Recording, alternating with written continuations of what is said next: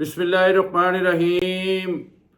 दोस्तों, आज मैं आपको एक बहुत ही खूबसूरत कहानी सुनाने जा रहा हूँ। अफ़गानिस्तान के एक सदर हुए जिनका नाम था मलिक अब्दुल्ला।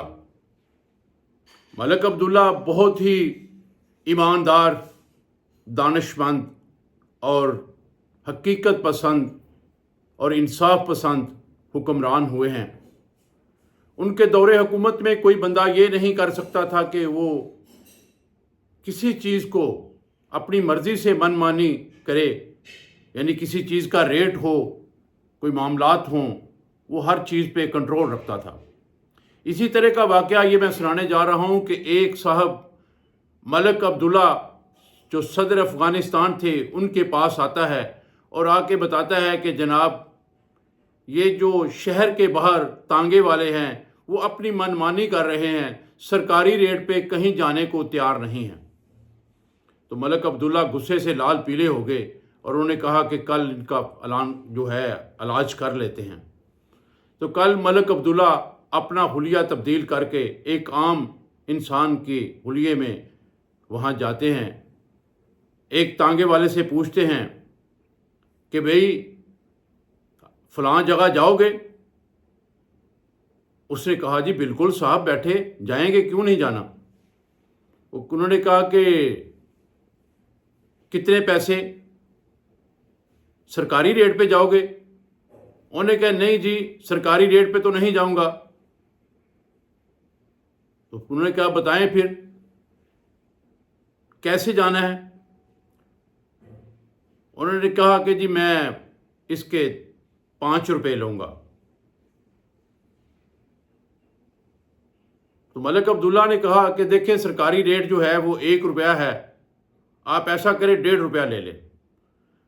तो उसने कहा जी नहीं, 1.5 रुपये में तो नहीं समझ आती, कुछ ऊपर जाएं। उसने कहा 2 रुपये ले लें। उन्होंने कहा मज़ीद ऊपर जाएं।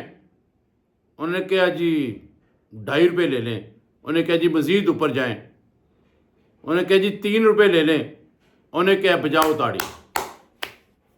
अब ताड़ी बजती है और वो तांगे वाला अपने घोड़े की चाबक पकड़ता है और चलना शुरू कर देता है। जब थोड़ा शहर से बाहर निकलता है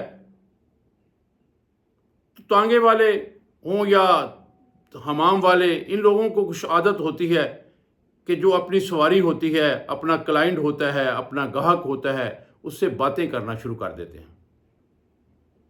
तो पूछते हैं साहब आप क्या काम करते हैं?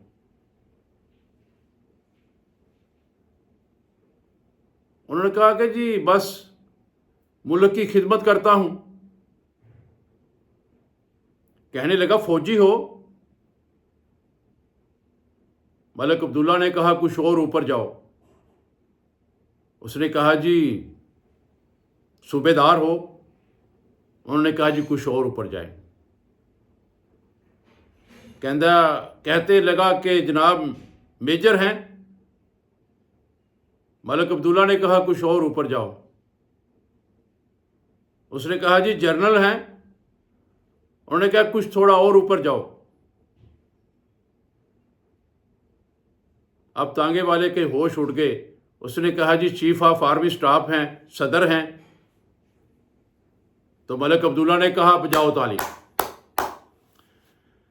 अब जब ताली बजती है तो वो तांगे वाला परेशान हो जाता है कि ये तो मलिक अब्दुल्ला मेरे साथ सफ़र कर रहे हैं, इन्होंने तो सारा कुछ देख लिया कि मैं नजायज़ फरोशी कर रहा हूँ, लोगों से किराए ज़्यादा वसूल कर रहा हूँ, अब ये तो मेरा हशर नशर कर देगा, मुझे सज़ा होगी। तो तांगे वाला परेशान होकर कहता है कि जनाब अब मैं इस जुर्म में पकड़ा गया हूँ तो मेरी क्या सज़ा होगी? मलिक अब्दुल्ला ने कहा खुद ही फैसला करो। उसने कहा जी मुझे मुल्क बदर कर देंगे। मलिक अब्दुल्ला ने कहा नहीं, कुछ और ऊपर जाओ। कहने लगा जी 10-20 साल की सज़ा सुना देंगे। उसने कहा जी नहीं, और ऊपर जाओ। اس نے کہا جی سزائے موت دے دیں گے. تو ملک عبداللہ نے کہا بجاؤ تالی. اب اس تانگے والے کو یہ پتہ چل گیا کہ مجھے پھانسی لگ جائے گی، مجھے سزائے موت ہو جائے گی، کیونکہ میں نے جو کام کیا ہے وہ گورنمنٹ کے قانون کے خلاف ہے. تو اب وہ تانگے والا ملک عبداللہ کی منت سماعت کرنے کے موڈ میں اس کے پاؤں پکڑتا ہے، اسے معافی مانگنے کی کوشش کرتا ہے. تو ملک عبداللہ کہتا ہے کہ ایسا ممکن نہیں ہے، جو میرے ملک کا قانون توڑے گا، ملک کے قانون کی خلاف ورزی کرے گا، اسے اس ملک میں رہنے کا کوئی حق نہیں ہے، اس کے لیے اس طرح کی تالیاں بجتی رہیں گی. تو دوستو میری بات سنانے کا مقصد یہ تھا کہ آج جو ہمارے ملک کا حال ہے، جو ہمارے ملک میں معاملات چل رہے ہیں، میں سمجھتا ہوں کہ ہمارے چیف آف آرمی اسٹاف کو بھی کچھ تالیاں بجانی پڑیں گی،